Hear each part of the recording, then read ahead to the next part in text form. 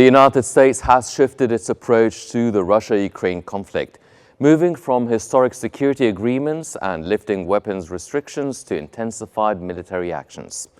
With President-elect Donald Trump's return to power looming, the future of U.S. support for Ukraine remains uncertain. At Italy's G7 summit in June 2024, the U.S.-Ukraine security agreement was signed to enhance Ukraine's defense capabilities, reforms, and Euro-Atlantic integration.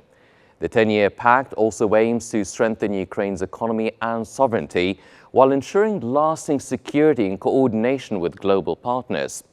In November 2024, the Biden administration lifted restrictions that had prevented Ukraine from using U.S.-supplied weapons to strike deep into Russia, signifying a major policy shift.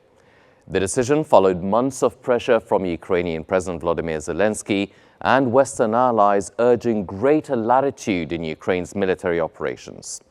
2 days later, Russia reported that Ukrainian forces had launched U.S.-made ATACMS missiles in a Russian border region, marking a significant escalation. This development occurred amid rising tensions following Russia's deployment of North Korean troops.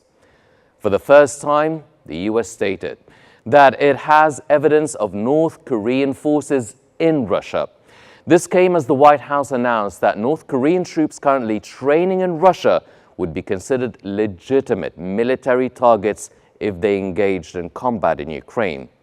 Subsequently, Russia launched an attack on Ukraine using its newly developed Oreshnik ballistic missile, as threatened by President Vladimir Putin. His remarks followed a large-scale Russian strike on Ukraine's power grid, which he described as retaliation for ongoing Ukrainian strikes on Russian territory using U.S.-supplied ATACMS missiles.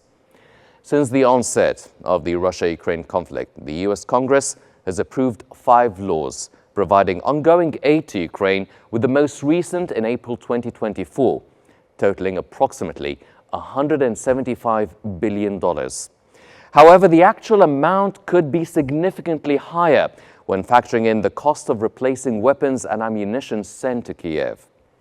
During his electoral campaign, Trump repeatedly vowed to end the nearly 3-year conflict within 24 hours of his inauguration on January 20th of 2025, if not sooner.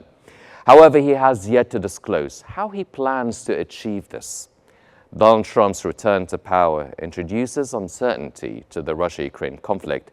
His controversial foreign policies, skepticism towards NATO, and complex ties with Russian President Putin raise questions about whether he will continue military aid or push for a negotiated settlement that could affect Ukraine's sovereignty.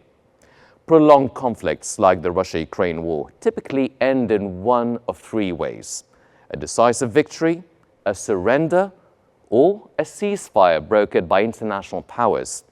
Future developments will largely depend on U.S. decisions, including military support and potential policy shifts under Trump that could significantly influence the conflict's trajectory.